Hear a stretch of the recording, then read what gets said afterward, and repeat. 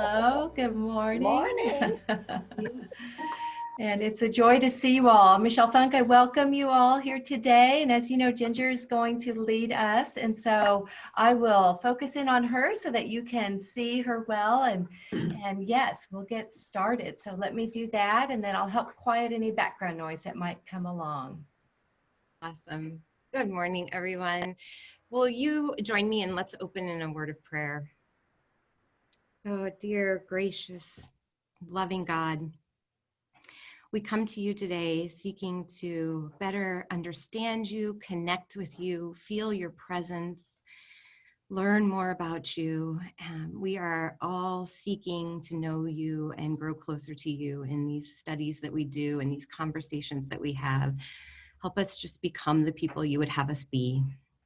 And God, today, as we talk about finding meaning in our suffering, we want to lift up all of those who have gone before us, all of those who went first with the COVID virus, and they're helping, their experiences are helping us find better treatments and know more about this mysterious virus. And there are women who paved the way so that we have more rights, more chances, more opportunities as women. There are people who pioneered so many things so that our lives could be a little bit easier. Let us find meanings in their stories and in our own. How might you use our experiences to help other people?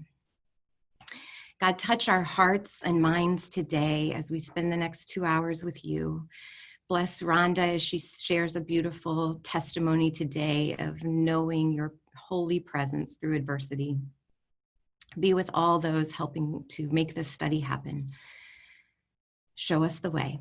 In your holy name, amen. So today we are going to talk about finding meaning in our experiences. And you are probably noticing in the Psalms that we are making this arc out of the pit, out of the depths of suffering, and into praise and gratitude and perspective and wisdom that comes after suffering. So remember, we're reading the Psalms as a book of poetry, one right after the other, so that we may find in this book a metaphor for our own faith journeys, our own experiences with God, our own life lines and life stories playing out much like those of the psalmist. So you have read 106 Psalms so far. There are 150, so you are closing in on the end of this. You'll have 44 you'll read this week, and you will have read cover to cover the book of Psalms, which is the largest book in the Bible and the most ancient. So remember, these were people writing 3,000 years ago, 3,000 to 2,500 years ago. They were started as oral poetry, performance poetry, Hebrew art, to try to express what it's like to be human and what it's like to be a human faithful to God.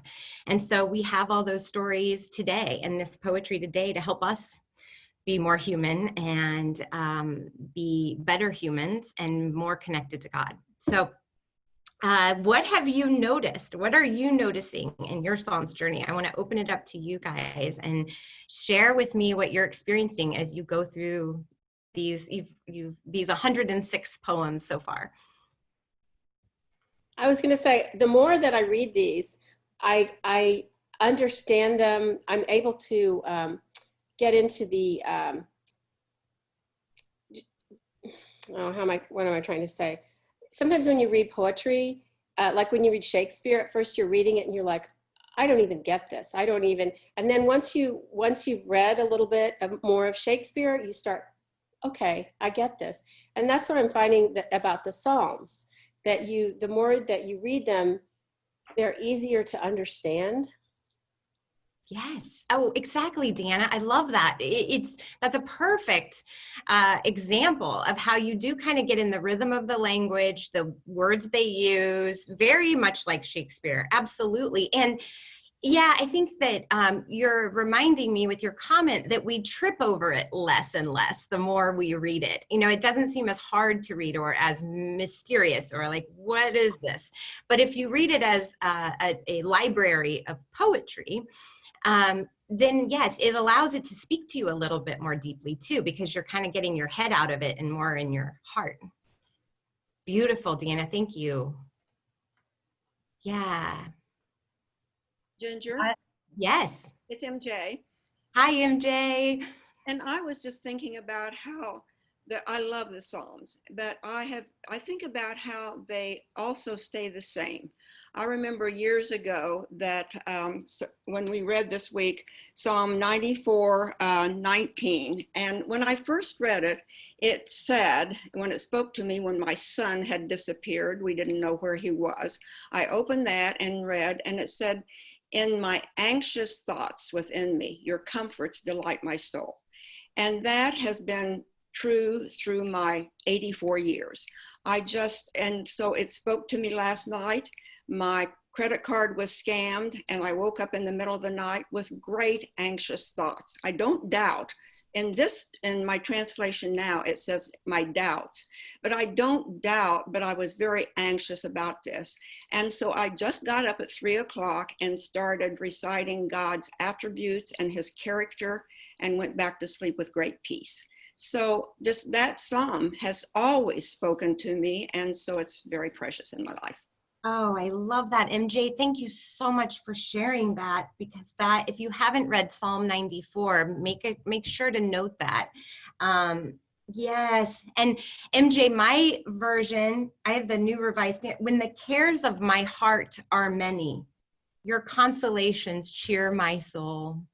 That's yes. beautiful too. I think yeah. the one I first read it in was the New King James Version.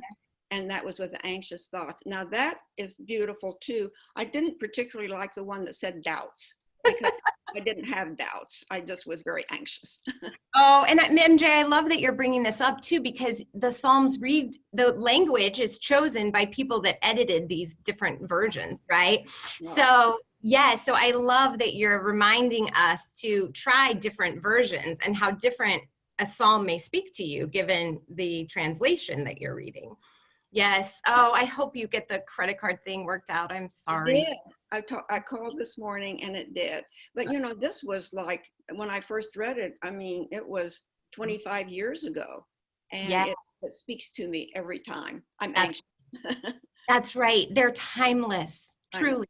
Yeah, and that cares of our hearts are never going to go away. We will always have cares of the heart, but we will also always have God.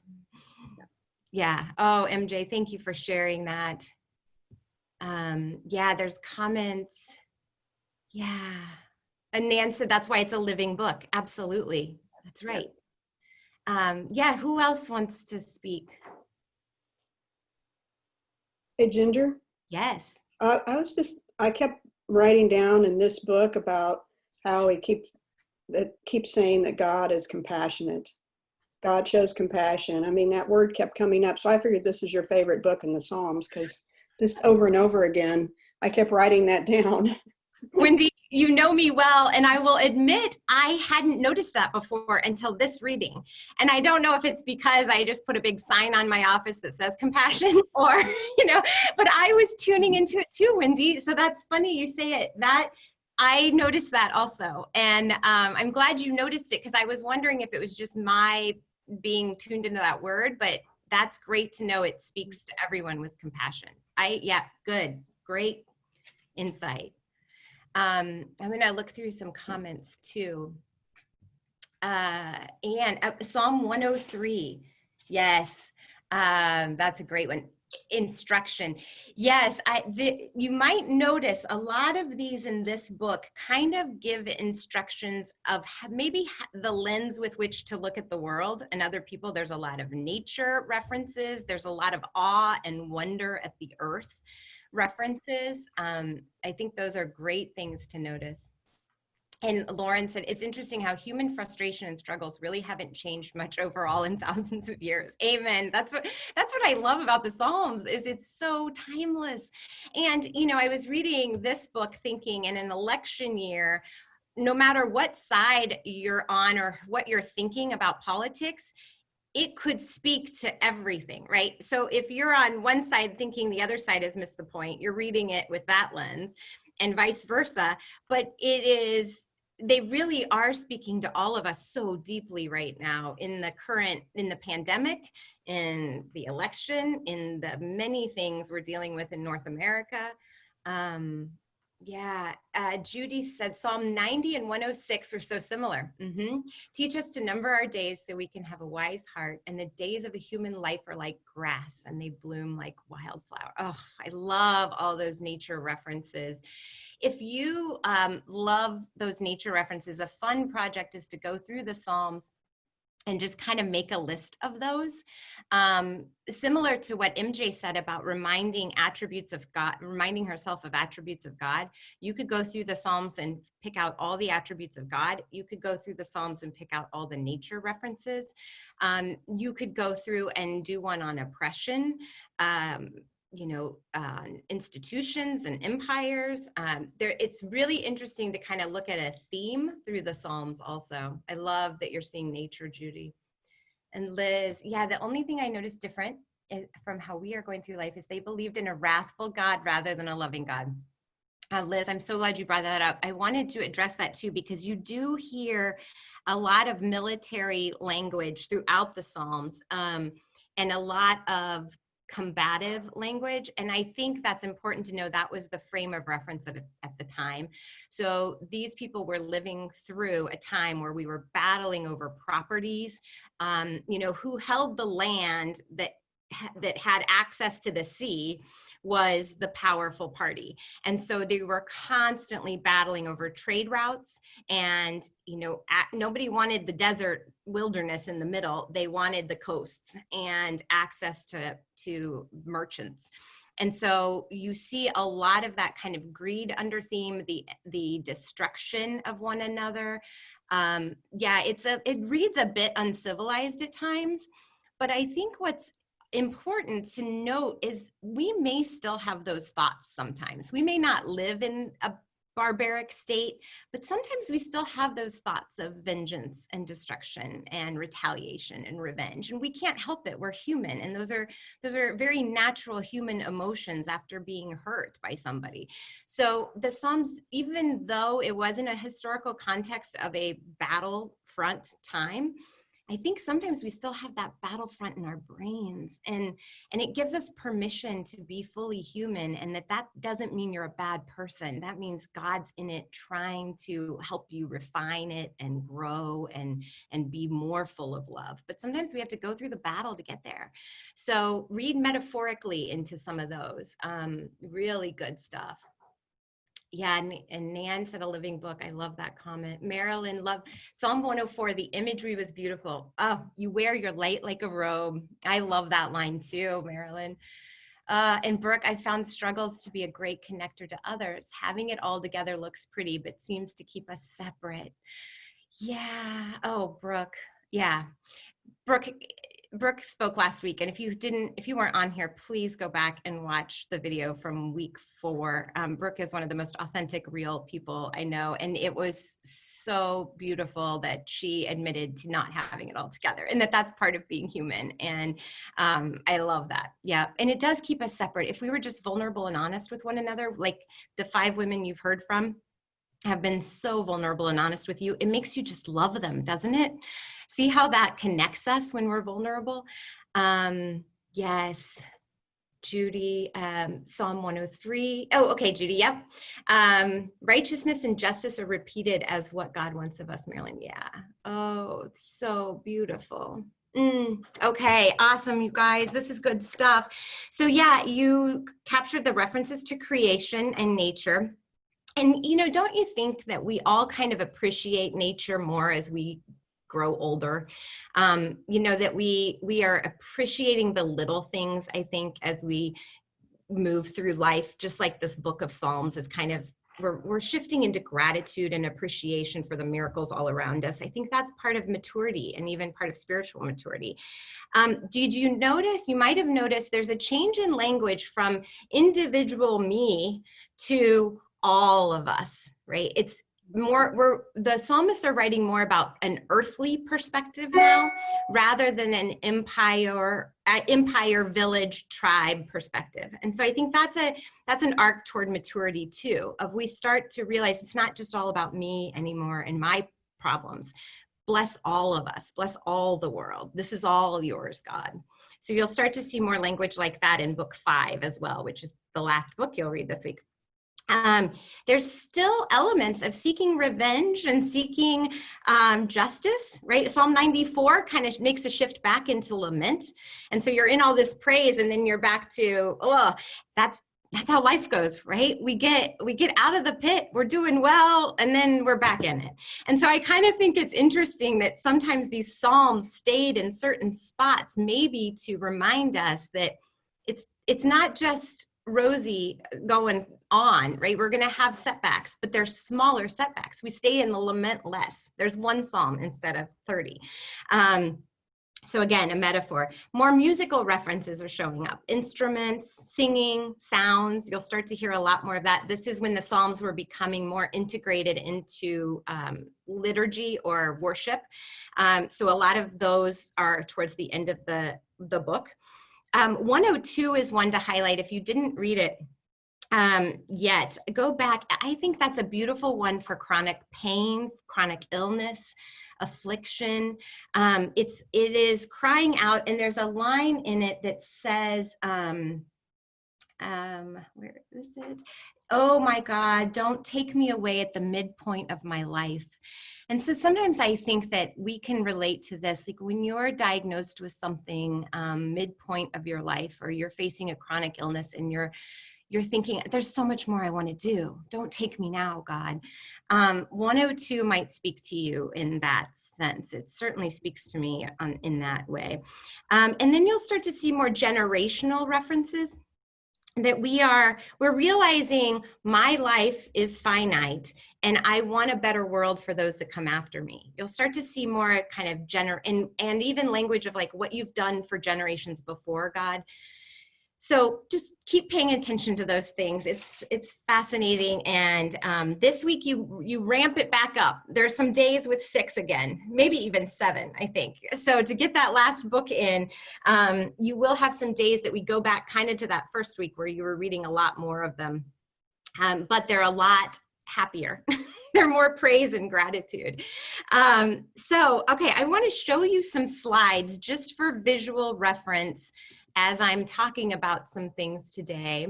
Oh, Michelle, I think you're going to have to allow screen. Okay, perfect.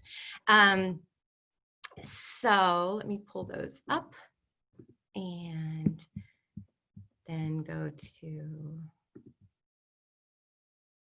slideshow. Oops, my menus are piled on top of each other here. There we go. So if you look at these images, I just want to kind of context the discussion we're going to have today of kind of 3 stages of suffering. So you have this stage where you are in the pit. So imagine you're in this pit and you're looking up to God, and that's what many of the lament psalms were about, right? Suffering in the pit. I'm in the moment. There's one line of like, I'm stuck in the mud. I'm stuck in the muck of it. That's being in the pit. And then you'll see a pivot. We're going to talk about this today, where you begin to see a way out, right? It's like the ladder appears, like, oh, maybe I could climb out of this suffering. Maybe there is a future for me. Maybe there is a way out. And then you begin the climb. You do the work. We're going to talk about agency today, and you're climbing out of the pit. And then the final stage is that you are out, but you're looking back at it. And what do we do with that experience? Because the experience changed us and we're not the same. And how do we make meaning out of the experience? So those are the things we're going to talk about today. I just wanted to give you kind of a visual image as we're going through this of how we're going to structure this. So Michelle, do you have a poll? Okay, will you put up a poll? I want to just feel out, where do you feel like, if these are the 3 stages of suffering, kind of in the pit of despair, I feel like I'm coming out of it, days are getting better, or I'm out of it and looking back. what do you feel? Where are you as a class? And let's see collectively kind of where we land. All right, awesome. So while you're doing that, well, actually, you're almost finished. So, okay, we will see. Oh, this is great. Wow, we're like a third. That's pretty cool. I would say that's very indicative of the human race as well, right? There's always somebody in the pit, coming out of the pit and looking back at the pit, and we cycle through those. So you may have even had to think, like, which pit do I want to speak to, right? Because there's lots of pits. So yeah, this is great that it's evenly divided. That's really cool, because that shows that we are always cycling through these, and we're all in different life stages. We're all in different faith stages, and yet the pit is part of everybody's journey. Yeah, that's cool. Thanks everybody for doing that. So let's start with talking about this idea of moving out of the pit. So we spent the majority of this class, the first weeks, on lament, and then expressing how we feel, tuning into our feelings, and getting really good at sharing specifically with God and with other people what we're feeling, what emotions we're holding. And then we moved into surrendering last week, which was when we get to a point where we give up our desires, our ideas, our plans, and we really embrace the future that God has for us. We really say, I'm getting out of the way. It's not my will, it's your will, God. And we discussed how difficult that is and how hard that is. And it's a constant journey for all of us. And so I hope you thought about this week, I think I've surrendered, but I'm going to surrender more and just keep surrendering more, because that's really, I think, the constant work we have to do. So that's all the feeling of being in the pit. And after surrender, oftentimes we see the psalmist pivot right into praise and joy and gratitude. And we've talked about how much time really transpired between line 19 and 20, right? Because we get it all condensed into a poem and it looks all neat and tidy, but really it's a lifetime of in and out of that. And we don't just snap right out of it and go into praise. And we shouldn't expect ourselves to. That's what Kathleen Norris calls, hollow hallelujahs. You don't have to have a hollow hallelujah. You don't have to fake it right into praise. It's okay to stay in the pit. But after you do kind of get to that point where you've got nothing left, I give it to you, God. I can't do it anymore. I'm on my knees. I'm done. That's that surrender moment. And it does feel like a sense of relief afterwards. There is a gratitude that we have a God that we can hand it off to, that we don't have to be in charge of everything. We don't have to figure it all out. And so that's kind of that pivot into agency that I want to talk about today. So agency is a theological word and a psychology word from psychology that means, like, who's acting, right? Whose responsibility is it to take action? So we all have personal responsibility. We all have agency. We are in control of a lot of things in our lives. But then there are also things that we are completely out of our control.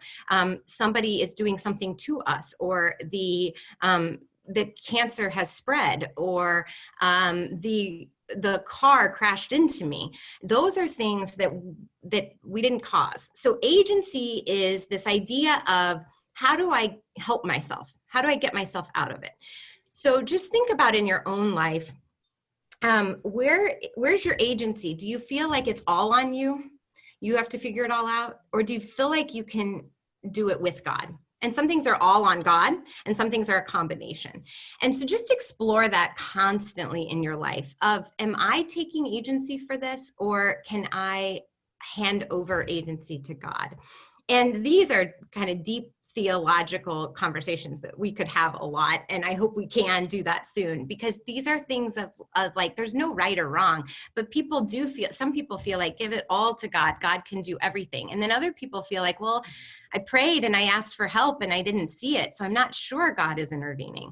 And so, there's 1,000 human emotions around, is God our agent, or are we our agent? But I just want to explore that with you a little bit today, in the sense of, we're in the pit, and this feeling that suddenly that ladder appears. And maybe the ladder was there the whole time. We just weren't ready to see it. We weren't ready to see that there was a way out. Maybe God lowered the ladder at the right time when God knew we were ready. That would be kind of my agency, is the ladder was there the whole time, but I wasn't ready for it. I wasn't ready to climb out. Or God's agency would be, God saw my suffering and said, it's time. It's time. We got to pull you out of this pit, Ginger. And I think it works both ways. In my experience in the pit, and I've had quite a few, and I'll tell you about one next week, but I feel like it was really a combination in hindsight. I felt like there was God helping me, certainly, but I also felt like God said, okay, you got to stand up. You got to do some of this too. And so there was a combination of agency. So I just want to offer you that as you think about your own life experiences. Kind of say, if you want God to help you win the lottery, you need to buy the ticket. Perfect example. Oh my gosh, I love that. That's great. And Linda, the teacher will appear when the student is ready. Oh my gosh, you two nailed it. That's it. Yes, exactly. That's it.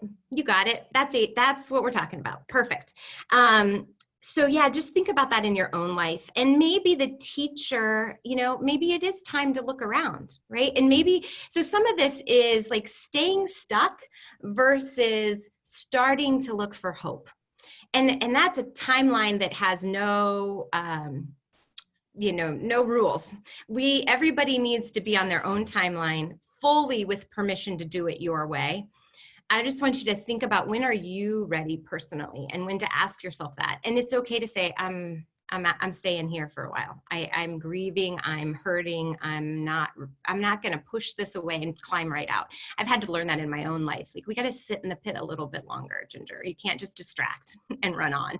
And so, yeah, I love those two things of like, if you want the abundance, there's some work to be done. Yep. Perfect. So in the Psalms, here's what you see if you really studied this and broke it down. And so you don't have to, I did it. So when you see people coming out of the pit, here's what we start to see. These are some signs. They remember what God has done for them before. So when we start to see the ladder and the way out, oftentimes what comes right before the climb on the ladder is that we remember, oh God, you've gotten me out of stuff before. You've been there before. You've delivered me.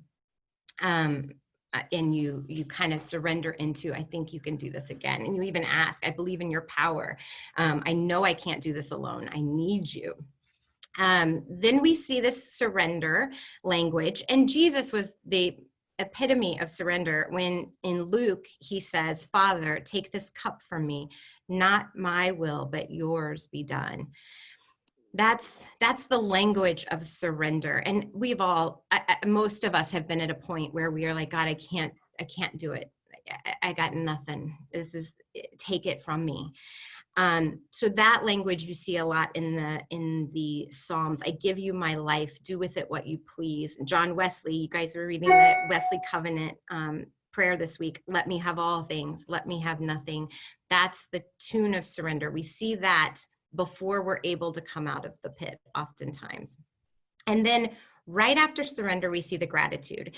And it's interesting because I don't think it's cause and effect. I think it's more cyclical. All these things are kind of happening at the same time. And sometimes we have this like fortune telling gratitude or manifesting gratitude, almost of like, thank you, God, I know you're going to rescue me. So it hasn't happened quite yet, but we're confident that it will happen. And we'll talk about trust next week and what that looks like. But you'll hear these things that are kind of future forecasting of thank you for rescuing me. Thank you for solving that problem. Thank you for getting me out of that before it's actually happened. So those are all language that helps us come out of the pit and kind of see that ladder, right? That helps us see the ladder when we're in gratitude. Okay, then we have this piece of looking back at the pit. So we're out and we've survived this experience with God's help. And now we're on the other side. And we're looking back like, I can't believe I survived that. How did we do that, God? And And what are we going to do with this? I'm a changed person. I learned so much about myself. I learned so much about you, God, in the pit. What do we do with this? And Denise Hopkins has this quote that I think is so rich. The pit experience is never forgotten. Our prayer is that we can learn to live in a new way with the memory of that disorientation. Perhaps life is more precious on the other side of the pit. New orientation, a surprising gift from God, means that we can live with the pain of the pit experience so that it doesn't overwhelm and incapacitate us. We once again smile and rejoice at the gift and beauty of life. So that's what she's getting at, is the perspective it gives you after having been in the pit. So we are different people because of this suffering that we've endured, and this pain and this devastation and this despair. And what she gets at is that we can be grateful for that, because life becomes more beautiful. We appreciate things more. We go into rejoicing more easily. And that's this nature of, what do I do with this experience? You find meaning in the experience because it's helped you appreciate life so much more. We all know, so many of us are living with chronic illness and disease and diagnosis.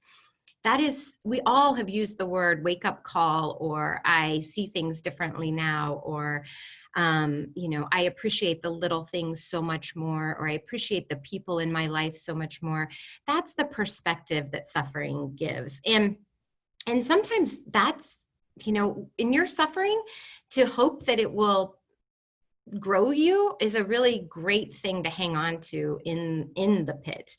And I think that looking back at the pit, so you're out, you're getting, it's not the devastation that was keeping you stuck anymore day to day, but the healing continues to happen. We continue to heal from our pit experiences the rest of our life. But the form changes a bit. It turns into storytelling. It turns into sharing your story with other people so that they may suffer less. You're still healing every time you tell your story. The pit's not over. You carry it with you. As Denise said, it's never forgotten. It's always who you are, or part of who you are. But we put it into, we make a sense of meaning out of it when we use it to help somebody else, or use it to help somebody else feel less alone, feel hope, feel inspired, learn share the lessons learned. So when we see the psalmist looking back at the pit, here are some things that kind of come up in the language. And they notice that they're stronger now than they were before. And so they notice what they've survived. They feel, now I can do anything with God because I got through that. My faith is stronger than ever. I trust God more than ever. I'm still hurting, but I want to move forward. And I've proven to myself I can survive. That's a big one too, right? I've proven that this next thing will not take me down because I'm stronger than I've ever been before. So you hear, I obviously paraphrase that into our language today, but those are kind of the phrases you hear if you really comb through the Psalms and they're out of the suffering looking back. And then you see this tune in the Psalms of, I want to share my story. I want to tell everyone how wonderful God is. I want to tell people that I've survived this horrible thing. I want to inspire people. I want to tell people that my faith got me through it. I want to teach what I've learned to reduce the suffering of others. And then the third kind of language we see is this new way of being. I have a new way of living life. I have a peace that I never had before because I'm out of the pit looking back at it. I'm ready to just live, right? So many of our devastating experiences give us perspective of appreciating our days. I just want to be. I don't want to strive and hustle and all those things we talked about before with perfectionism. I just want to be, because I get it now. I appreciate life so much more. This thing we talked about earlier with seeing nature, I have gratitude for the miracles all around me. I have a whole new perspective on the earth and other people. And I feel a common bond with other people that are suffering because I get it now. Those are all beautiful things that help us make meaning out of our suffering. there's the story of redemption often in this part of looking back at the pit. And this is, I see God doing something great with my pain.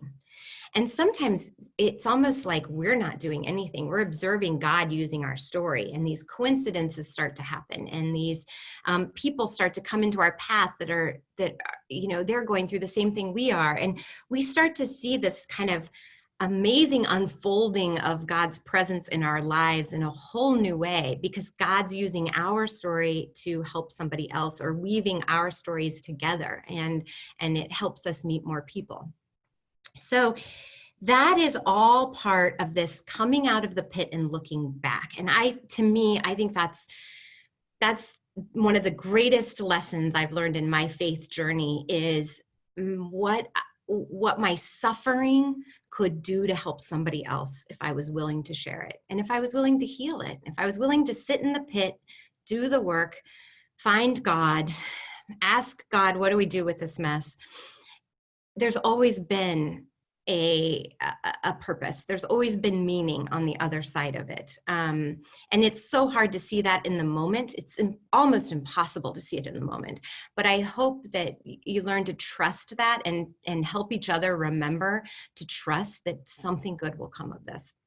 Viktor Frankl is, an author that I'm sure you've heard his name. He wrote Man's Search for Meaning after he was a Auschwitz prisoner in the concentration camp at Auschwitz during World War II. So Viktor Frankl was a Jewish man. He was a professor of psychology and neurology. He was incredibly esteemed. And I think that's important to remember with the Holocaust. All of these people were ripped out of their lives, right? They were these amazing souls benefiting humanity.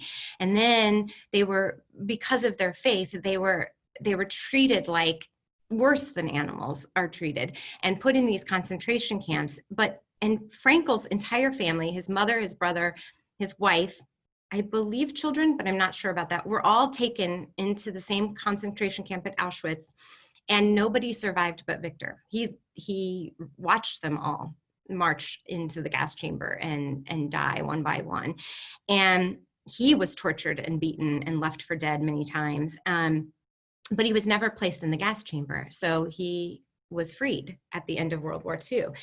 And he started writing. And he really created this existential movement that we still have today, which is, what is the purpose of our life? How do I find meaning in suffering? It's really Viktor Frankl's work that changed the trajectory of what it means, what our philosophy is around being human. But Frankel's book has many awesome points, but two I want to highlight today as we read the Psalms. One is that Frankl writes, we can't change our circumstances. Oftentimes, that's not a finite statement. Oftentimes, we cannot change our circumstances, but we can change ourselves and the way we view the circumstances, the way we feel about and react to the circumstances. That's one of his main points. And I think that's what the psalmists are showing us in the arc of the Psalms, is I'm going to cry out in the pit and I'm going to feel helpless, but I'm going to ask you for help, God. And then I'm going to trust that you're going to show up and help me out of this, and somehow we're going to figure it out. And then I'm going to look back on it with meaning and perspective. And that's kind of what Frankl is teaching in Man's Search for Meaning, is you're going to be in circumstances that you have no control over. However, you do control what you do with that and how you choose to feel in that. And you decide how it's affecting us. You decide the end of your story. You decide what we do with this. And the other thing he teaches is there's a space between the thing happening to you and your reaction to it. And in that space is our choice. So this horrible thing is happening to me. How do I want to react to it? And then how I'm going to react to it. And so what he offers to us is, consider sitting in that space a little bit longer and choose how you're going to react. And practice that. And what I've experienced in my mindfulness practice and meditation is we kind of have to practice that pause, right? It doesn't come naturally. We're very reactive creatures. And so to achieve what Frankl was teaching us is to try to stretch that pause a little bit longer. So in a moment of, this is happening to me, How do I want to choose to feel about it, react to it, and what am I going to do with it? And that's really the kind of message I hope you're getting from the Psalms in our faith journey. Frankel is where some of you have heard me say the phrase that I love so much is pain is real, suffering is optional. I think I probably absorbed that from Viktor Frankl's writing, because it's really, when I went back to review it this week, it's really what he's saying. So the pain is real. What we tell ourselves, the story, is the optional part. And you have the choice to make the meaning out of it, right? We all have these horrific things happening. Being a Christian doesn't mean bad things aren't going to happen to you, but it means that you have a God who is with you in it, is a source of guidance and wisdom and hope, and that you get to create the meaning with God of what we do with this. So if you haven't read Man's Search for Meaning by Viktor Frankl, it's deep and it's heavy and it's awesome. So as I wrap up today, I want to just leave you with a couple things, a couple pieces of homework. You're going to have a worksheet under week 5 that is not only your Psalms to read this week, the 44 Psalms, but also a worksheet with just some more prompts to journal on and think about. So it's an invitation for you to get curious. Stay curious on how do we use what I've been through to help somebody else? What could your suffering turn into that would further the kingdom of God, that would bring more love to the planet, that would teach compassion, that would help God show forgiveness and mercy to other people? How can you be a messenger of hope given your suffering experience? What could you teach from your experience? I really think part of our purpose on the earth is to teach what we learn. Teach what we learn.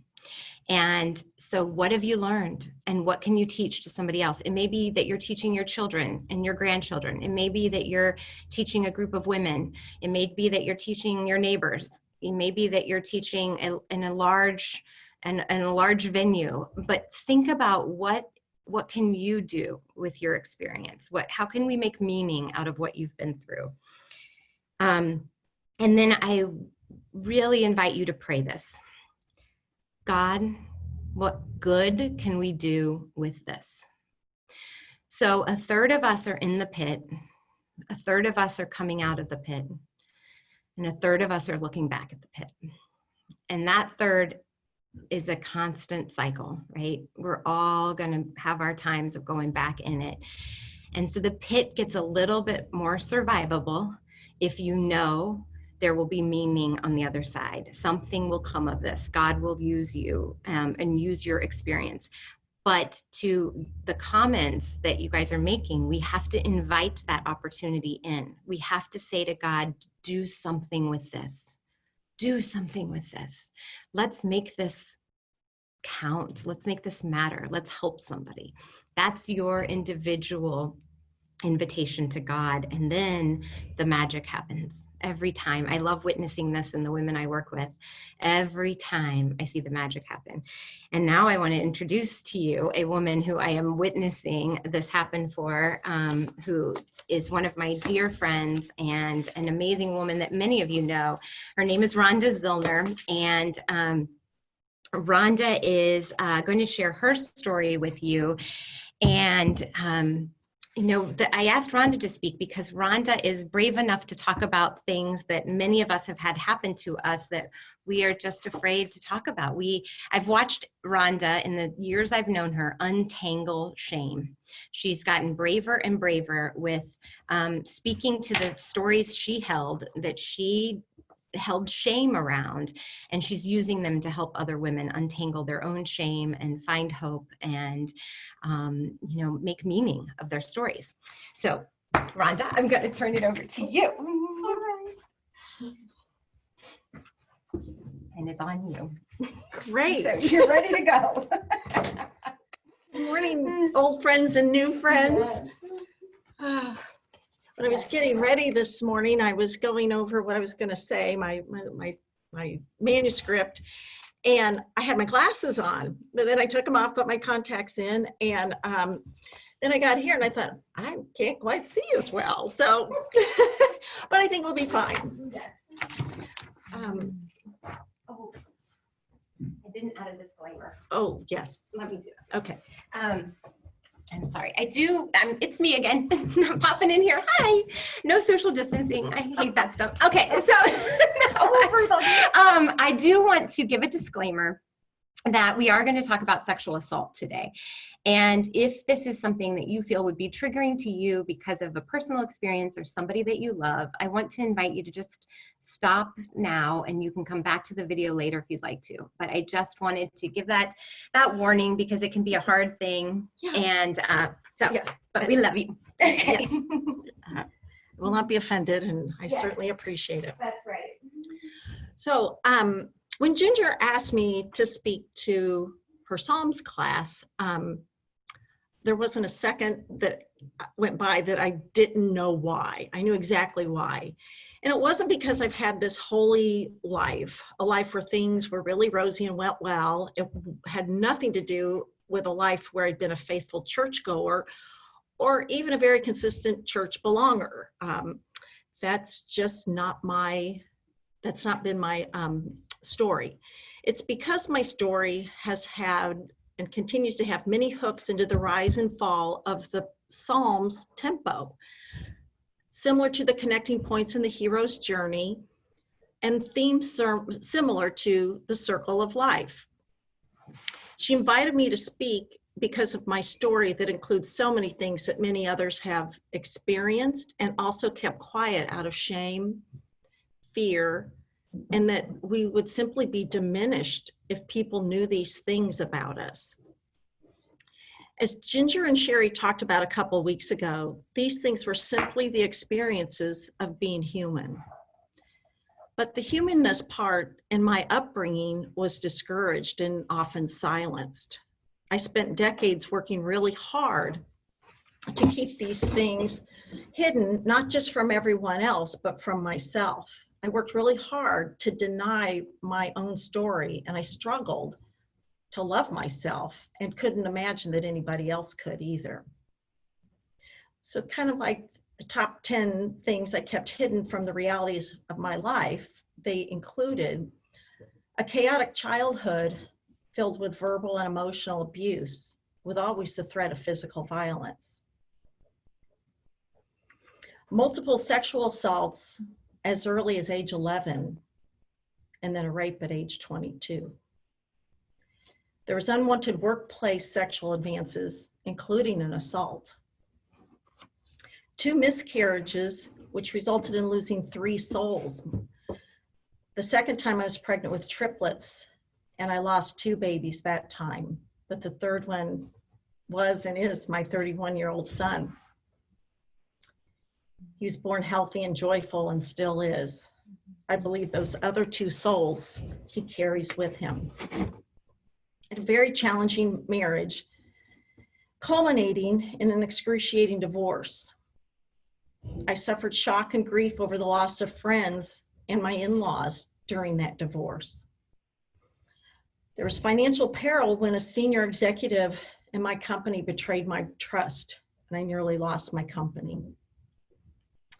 I had a debilitating illness with little care or support other than my doctors. Loneliness at times put me on the floor in tears. And then about a year ago, I had a breakup with my person I didn't see coming, and it left me devastated. It's been a difficult recovery, but I'm good. What I've recently learned through a book called Life is in the Transitions by Bruce Feiler is the events I worked so hard to hide and felt shameful about, whether I caused them or not, are simply the natural order of all our life stories. I just didn't know that. I thought there was something wrong with me. In his book, he explains there are about 52 different types of life transitions, and most of us go through 36 of them. These could be voluntary or involuntary, and good or bad. It could be a good thing, like you quit smoking, or you moved for a great new job, or you got sober, or we improved our health, So they could also be good and involuntary too, or not so good and involuntary, like having to move because we lost a job we loved. Most of the time, these are events that change our lives incrementally, and it takes us about 12 to 18 months to sort of regain our footing, but we feel them. But then there are those big things that he calls life-quakes, and they could be a pileup of multiple transitions or one excruciating event that disrupts everything.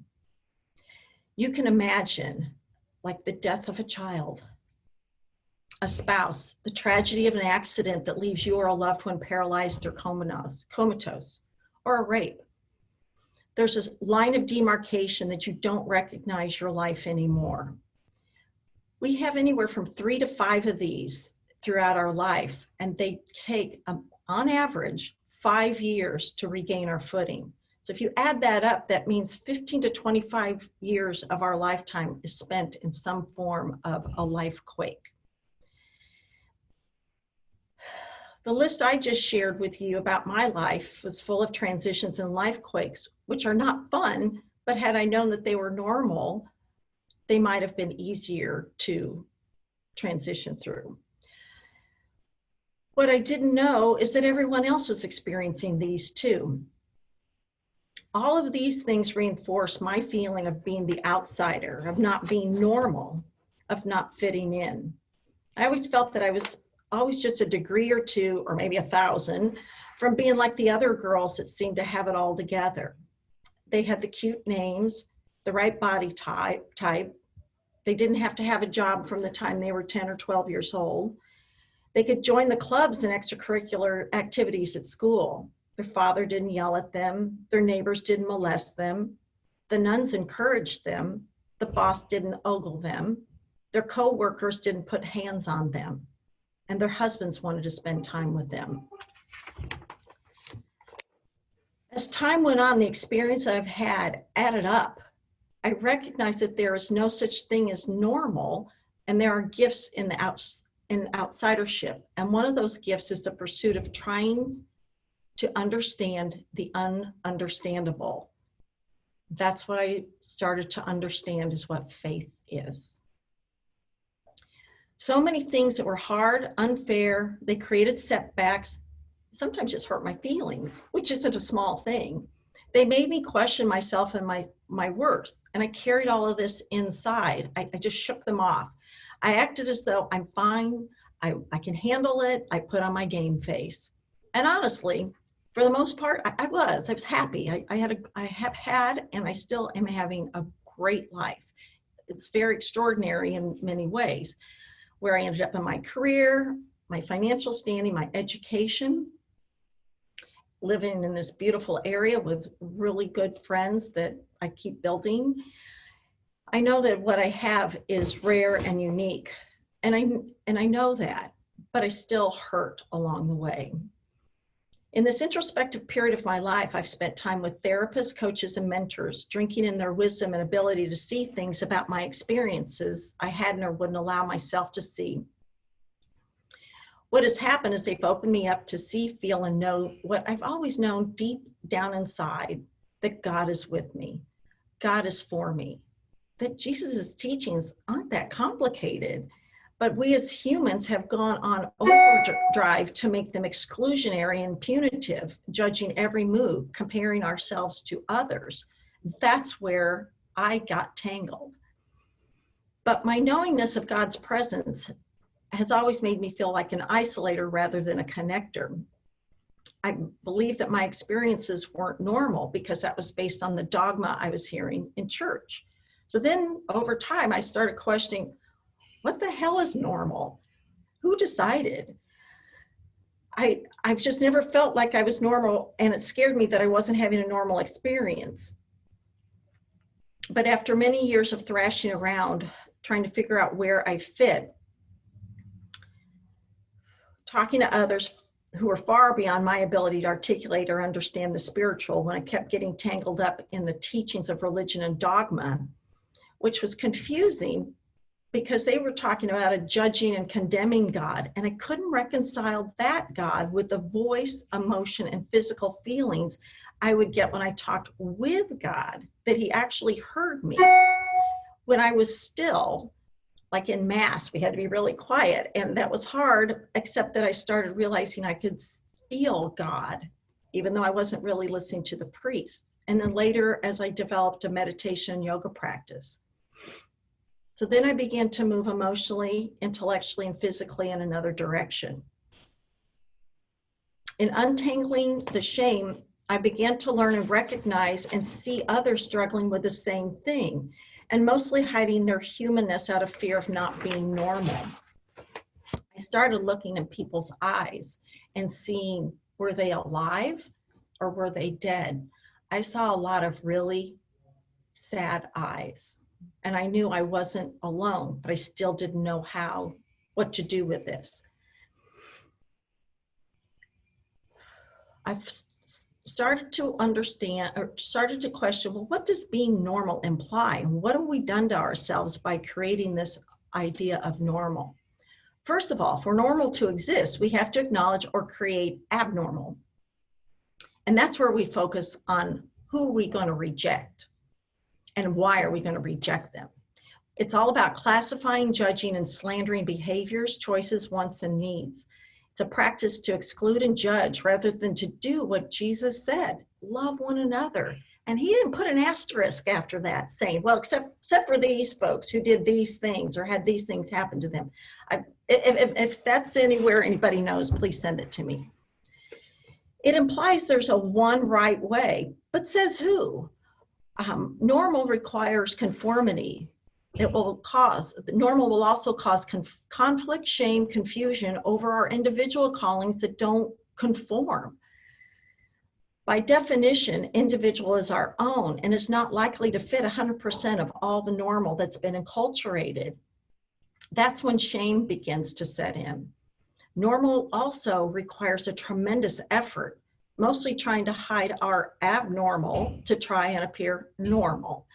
Normal also requires little effort. Just follow the standards by which others who don't know us to conform to standards that may or may not make sense for us and who God created us to be. We can sleepwalk through life by following this dot to dot pattern. We can also, often this happens, we wake up one day full of resentment, rage, and frustration for missing out on us, who God created us to be, and who we always knew.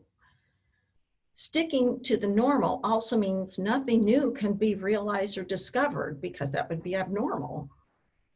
Normal means living any way that doesn't align with the acceptable approach is a problem. So when you choose to get married earlier or later than average or normal, or not get married at all, or you get divorced, or you marry outside your race or your culture, or you marry your same gender, you pursue a career that doesn't fit the narrative, when you choose to have or not have a child, either by not getting pregnant or by terminating that pregnancy, when you grieve differently, when your marriage is in trouble and you don't tell anyone, when you do anything or have anything happen that takes you to a transitional period that's not normal or linear, you'll fear you'll be shamed and treated as an outsider. Normal means you won't suffer because you're following normal. So if you are suffering, it's probably because you did something you shouldn't have done, and that isn't normal, and you brought it on yourself. But honey, suffering is part of being human. My outsidership, my not normal life trajectory and experiences are full of the transitions and life-quakes, created a great deal of anxiety. I felt like I was just making it up as I go, which I was. I would white knuckle so many of the events and act as if I had it under control, which I did not, at least at first. What I realized by pushing these events down and around, I started referring to that, pushing the crap around on my plate rather than dealing with it, is that I'll worry about it later, because I thought I was the only one with crap on my plate. And as the years went by, there just became more and more of it. And I kept trying to hide it, sort of like when I was a kid and hated the roast beef and I put it under the mashed potatoes. Eventually, the roast beef poked out and I was in trouble. Similarly, by not dealing with or understanding what to do with these transitions and life quakes, I actually got sick and tired. Literally, my body was sick and tired.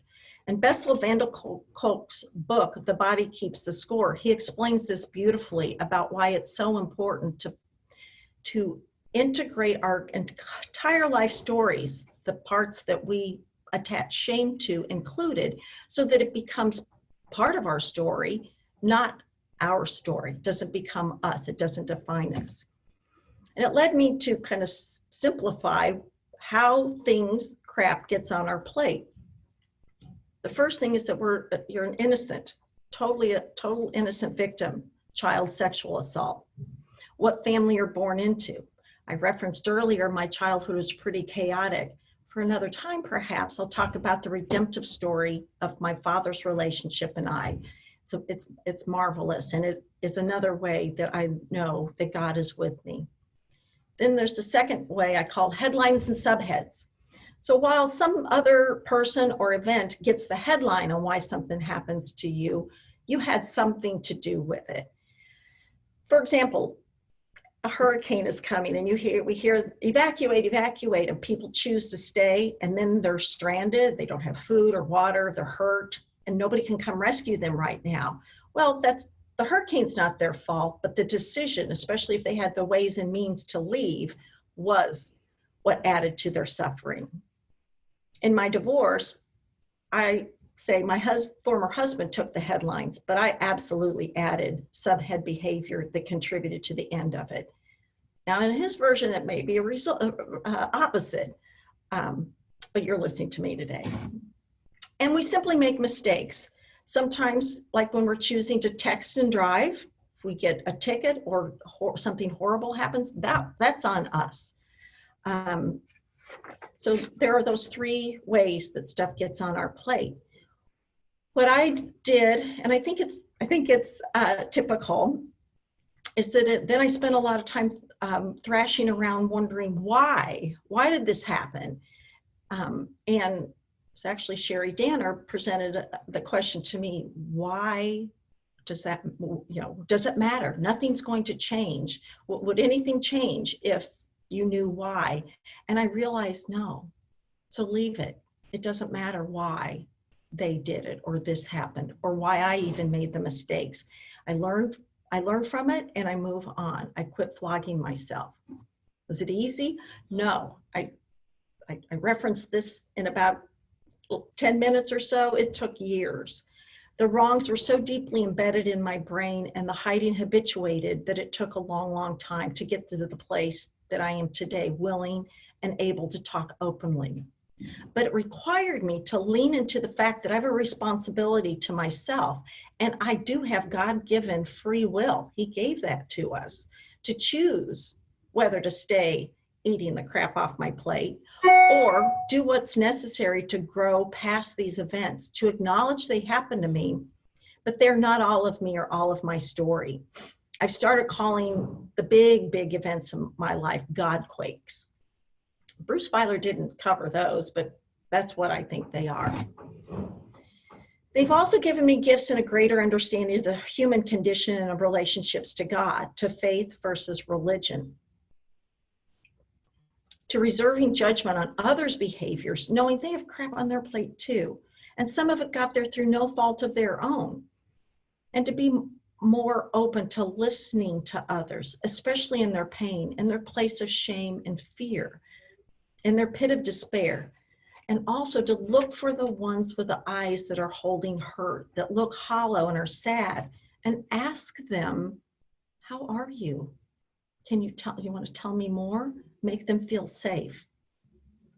It gave me a sense of purpose that these issues are a little further to the forefront. Make these topics for polite company, like sexual assault. I've carried the shame of being a child who was sexually assaulted, and more than once. And as a young woman who had violence and rape enter my home, who encountered it in many forms and places along the way. What people, though, have the hardest time talking about is childhood sexual assault and its long-term impact when it happens.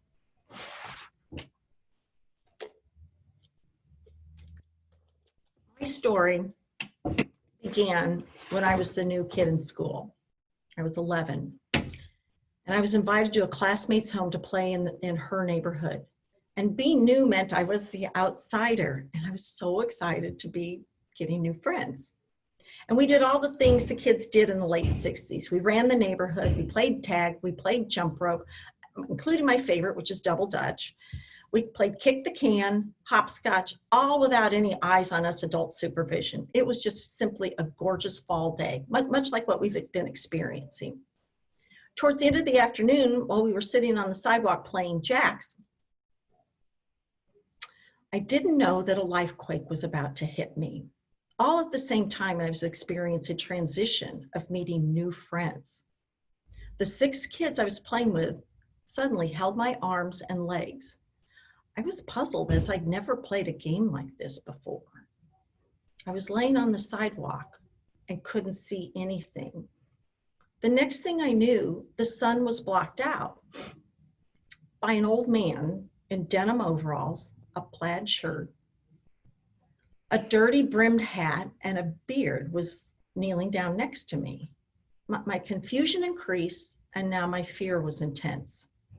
As I looked towards him, I remember how the sun and the sky were momentarily blocked by his big bellied body as he laid it down on my tiny body. I could feel him moving his body in a weird way and making groaning noises I didn't understand. And I remember how I turned my face away from him and that nasty beard and his musty smell. And I do remember as I turned my face, my cheeks were wet with silent tears, and what I was feeling was embarrassed. But then my focus shifted from what was happening to my body to what I could see, and that was the sky. I could see the sky and felt, as long as I can see the sky, I'll be okay. The vivid blue sky and its fluffy clouds comforted me. And I remember, as in my 11-year-old mind, wishing, I wish I was a cloud or could somehow ride away on one of them, but that the clouds are in the sky and the sky is close to where God lives. I remember somehow thinking the clouds are so friendly up there. They must be telling me God is here with me. He did make those clouds. He sent them right over me to pull my attention away from what was happening to me and direct it towards him. And I just wasn't afraid anymore. I felt a warmth, not from the man who was hurting me, but a different comforting, like I was being cocooned and soothed, you know, like wrapped in swaddling, like we wrap our babies for comfort. That presence and warmth was reassuring me I was going to be okay, that I was being protected even during this awful experience. I wasn't afraid anymore. I felt God was there to carry me through it. I realized this was my first footsteps in the sand moment. The next thing I recall is being on the sidewalk and no one was around. I don't remember the abuser leaving. I don't remember the kids letting go of me. I just remember my attention coming back to the roughness of the sidewalk. So I sat up, got up, and walked home. And once I got home, I didn't say a word about the assault or my connection to God that day. I was kind of past it in a way, but it was inside me. I wasn't afraid, but I was afraid of what might happen if I told my parents. And I never told anyone for over 40 years. I didn't understand so much back then, and I didn't really look for an explanation. I simply have a deep confidence and faith I was going to be okay and would be okay. It makes me wonder, and it gives me hope, that others who have suffered great danger, perhaps as they were assaulted or even killed, that the worst of it was nothing they felt, that God was carrying them and comforting them.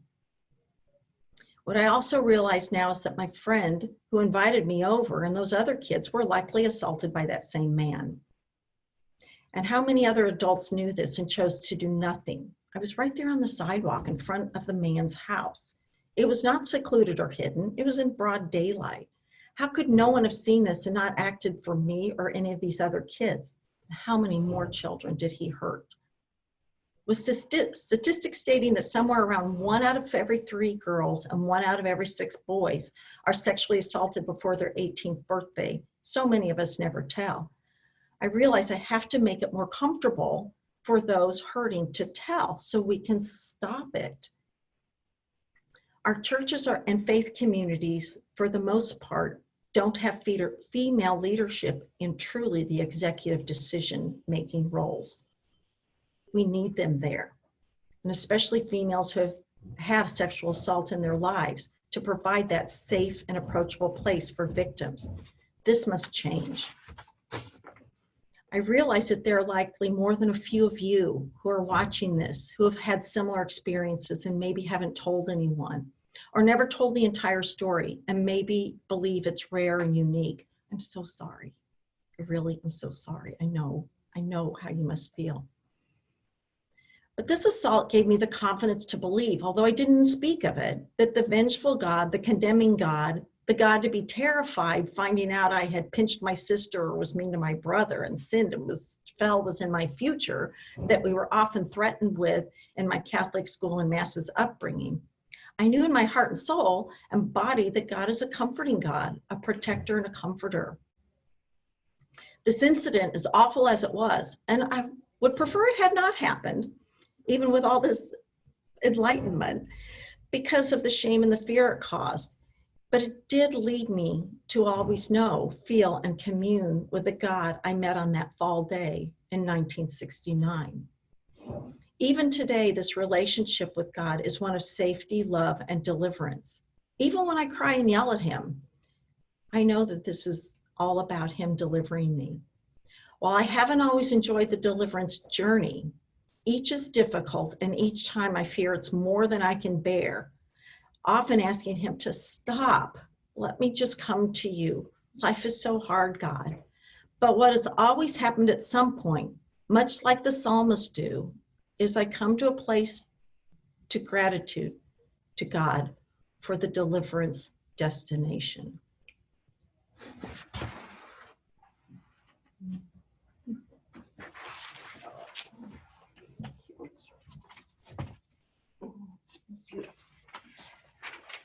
Thank you so much, Rhonda. Wow. Thank you, Rhonda.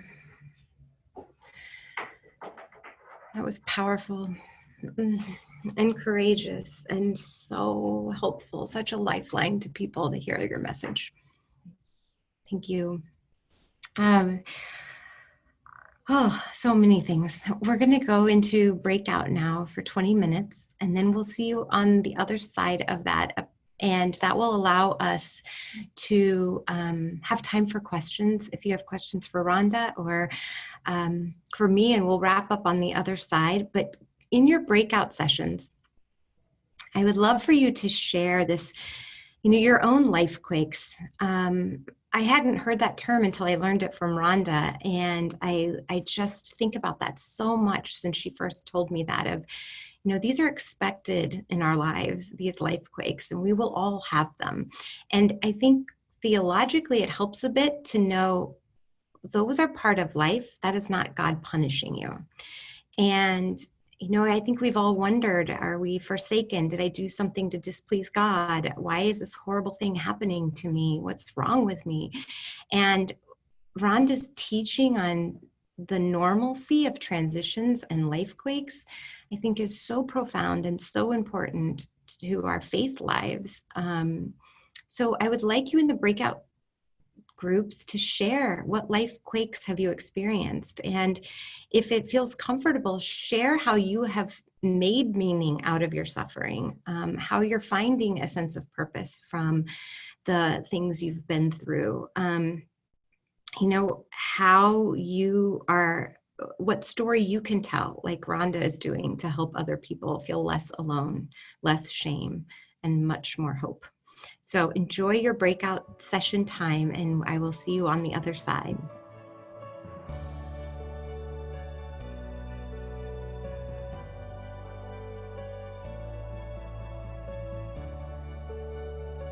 I think most people have come back.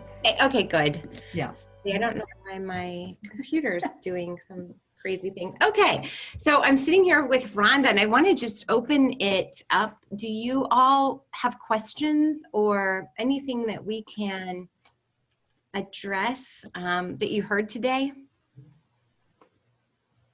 This is your time. Hey, Rhonda.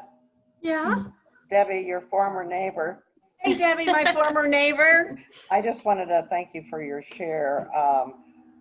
And I know it was heart-wrenching and gut-wrenching, but I also, mine was physical abuse, not sexual. And it just helped me to hear you say that you had an issue with not fitting in and not feeling normal.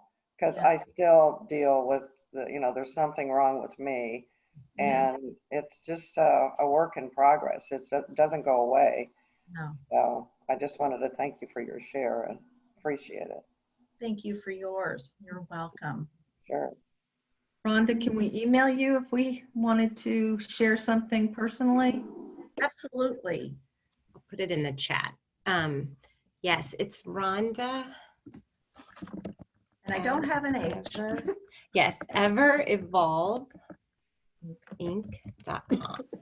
Yes, there is Rhonda's email address, and did I get it right? Yeah, I just can't and Rhonda is she also mentors and coaches. She's been a professional coach for years, coaching men and women in how to kind of holistically approach life as a business professional and untangle shame, and how this kind of work that Rhonda's done really leads to, better performance, better relationships, how untangling our shame is so important. So she does do coaching and consulting in that area.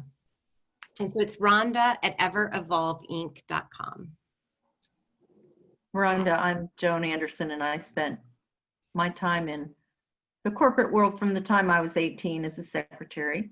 Yeah. And a pretty young girl, Yeah. So I've had much of the groping and rape in the workplace. And God, I'm so sorry. I mean, when are these men going to get straightened out? I mean, I'm married to a good man. Thank God. God put him in my way.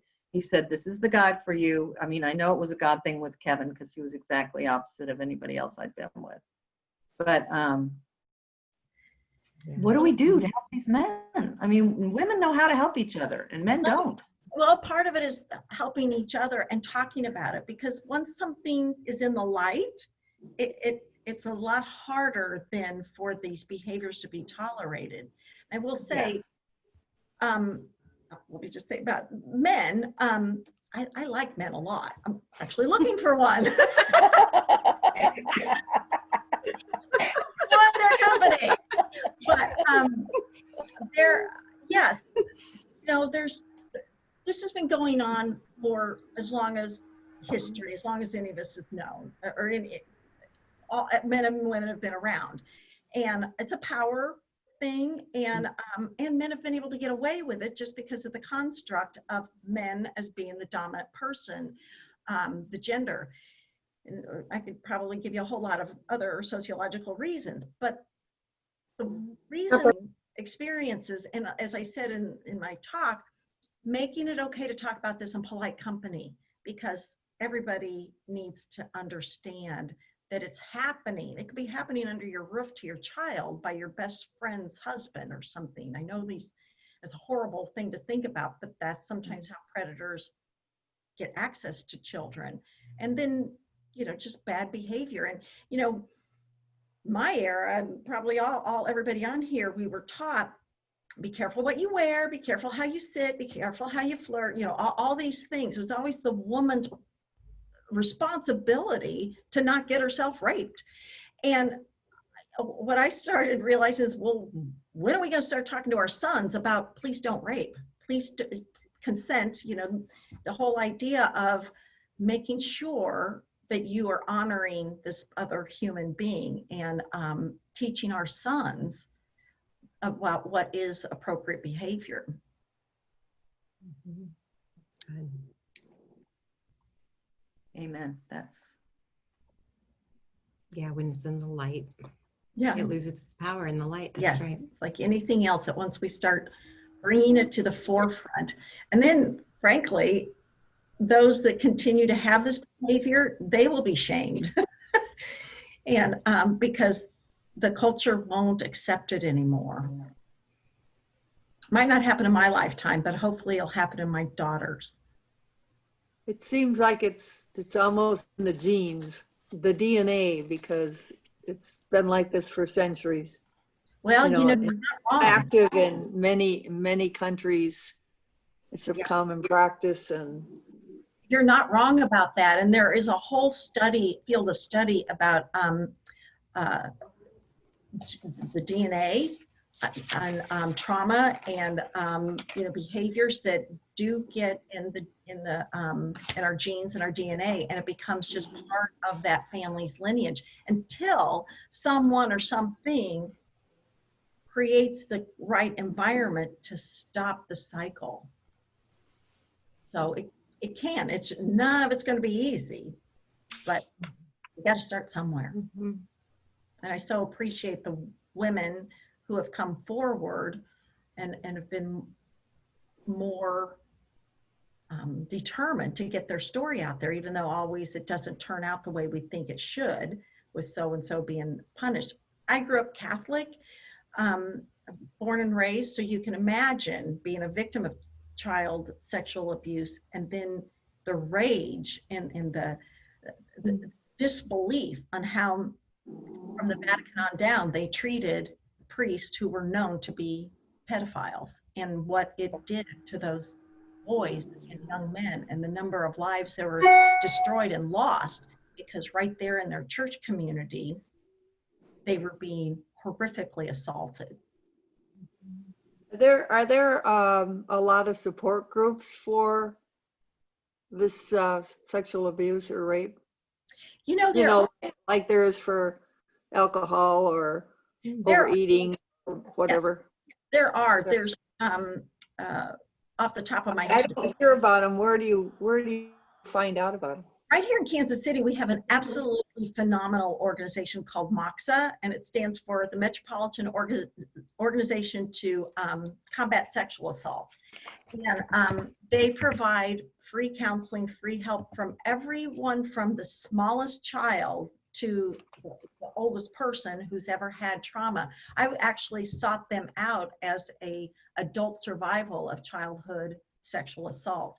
And it was unbelievable. That you can go there and get a tour just to see what they do without committing to do anything. And I mean, you can go, you can get treatment. They work with all the counties around Kansas City. They're Julie Donlin, the executive director, is often called upon by, she's testified in front of Congress. She's often brought into other organizations to help set up similar things. They do play therapy for children to help them so that they, you know, had I been maybe gotten some kind of help at 11 instead of at 52, maybe all the other pile up feelings wouldn't have happened.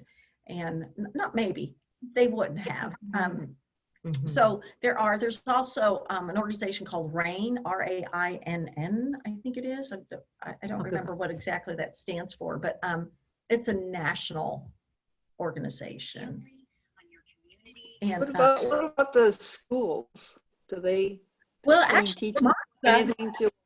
MOXA has a great program that they have created. It's called Green Dot.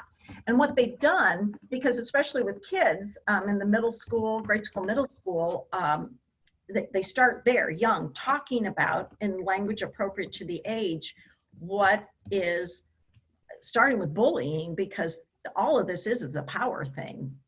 And so it starts with bullying, and also then about, appropriate sexual relationships, and not whether or not you should have sex. It doesn't get into that. It's about consent. It's about what does consent look like. It's about, just because a girl has on a short skirt doesn't mean she wants your hand up there.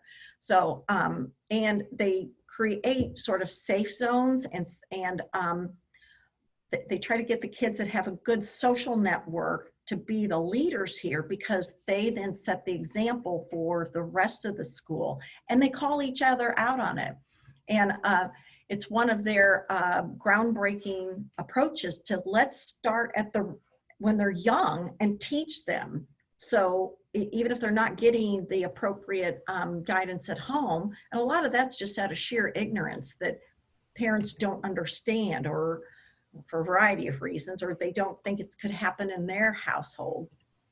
And it's a scary thing to tell your kids about what could happen. And we teach our kids, don't talk to strangers. Well, the person who might be the most harmful to them might be their uncle or their cousin or the neighbor next door, or somebody that is not a stranger. So it's all about teaching our children also if it makes you feel uncomfortable, don't do it. There's been, growing up, it's like, no, go hug Father Joe. And later it's like, well, Father Joe was molesting that child that you made me hug all the time, So if your child doesn't want to hug somebody, don't shame them into, no, you get over there and you hug whoever, your Uncle Frank or the neighbor next door. It doesn't even matter if it's a little girl that doesn't want to hug a woman, if your child doesn't want to hug somebody, don't make them. Their little bodies are telling them something doesn't feel right about this. And it doesn't mean that person is going to be an assaulter or is an assaulter. It just means don't make our kids do something uncomfortable, because when they do have a situation where someone is going to assault them, or they're on a date and the person they're on the date with does get too aggressive, they've been told, no, I have to accept. And it's like, no, you want your sons and your daughters, to be feisty about not accepting touches and advances that they don't want, and to be comfortable to come talk to you. Hey, Mom, hey, Dad, this is what happened.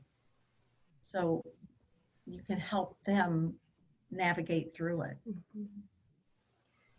Ginger and Rhonda, there's a comment in the chat. I just wondered, it's from Connie, who says, thanks for reaffirming that we don't have to believe those false societal norms anymore. Those that keep us from accepting our experiences and releasing our shame. I love that. Thank you. I think for both Rhonda and I, when we were talking about today, that would be the purpose that we were hoping for. And I think that, what I heard so poignantly in Rhonda's sharing and story is her experience with God. And so maybe these social norms are there, and we have to continue to break them down and work through them. But Rhonda had no doubt in her mind that God was with her through that. And I think as women of faith, that's our lifeline, because that's what I love about the Psalms, crying out to God about how broken society was, and how the empire was the oppressor, and how bad people are having good things happen to them, and good people are having bad things happen to them. Did I say that right? Yeah. And so it's, they're screaming out of exactly the stuff we're talking about. And so until we can figure out how to help humanity get better, we at least can tune in to God and know God is with us each individually through this. And I think that, I would love for Rhonda to write a book. So I'm going to put it in the universe, because there's so many stories where, because she knew God was real at age 11, in a horrific moment, she knew God was real, that her faith journey, you had clarity at so many times in your life that God was with you, because it was so real for you at an early age. And so, we can be so frustrated watching the news, and we can be so frustrated that bad things are happening. but God is the one thing we have to hang on to be a lifeline, to find a sense of peace in the suffering. And I think that what Rhonda really exemplifies is this finding meaning in your suffering. So looking back and saying, that prayer of God, what can we do with this? You just answered that today, right? God and Rhonda just did this with her experience. And so I think, and you will touch thousands and millions more with your story, because you said, God, what can we do with this? What can we do with all of this suffering and all of this horror? Let's do something good with it. And that's what I see you doing. Yeah. And so I invite all of you to consider that with your own stories. What is your story to tell? And if you could overcome shame, if you could feel vulnerable, if you could get comfortable, what story would you tell? If those things weren't stopping you, what could you do to help people? Because I know every one of you watching this has something that God could use to help another person suffer less or feel less alone. And I really think that's our calling. That's our divine assignment, is to take our experiences and find what you and God can do together with it. I will, thank you guys. I'm glad this resonated and felt powerful. And I'll send you the chat so you can see. Michelle will send it to us. But let's close in prayer now. And if you have questions for Rhonda, her email, rhonda@everevolveinc.com. And please connect with her and share your stories. The more we're putting in this into the light, I feel like God is saying, speak up, and let's do something with it. Make it a better work. That's our work toward building the kingdom of God on earth. I think that's really what Jesus was teaching. Okay, let's go now to God in prayer. Oh, dear gracious God. Oh, thank you so much for enabling and empowering Rhonda to speak today. You have equipped her for such a time as this. She is a modern day Esther who's willing to surrender it all and let you use it for good. Let you orchestrate it and guide her, and she's willing to do the work. So God, continue to bless Rhonda in profound ways. Carry her, shore her up as she shares her story more and more with people who desperately need to hear it. Help all of us get braver with us sharing our stories. Help us use teaching opportunities to make meaning out of our suffering. Show us where you would have us go, what you would have us say, who you would have us say it to. Use our suffering for good and help us know that there's a purpose to all of it, and it will all be redeemed. And all of our work contributes to building the kingdom of God as much as we can day by day. Be with all of these women this week. Lead us the directions you would have us go. And we will come back together as a group on Thursday. Thank you, God, in your holy name. Amen. Amen. Amen. Thank you. Thank Thank you, ladies. Thank Bye. you all.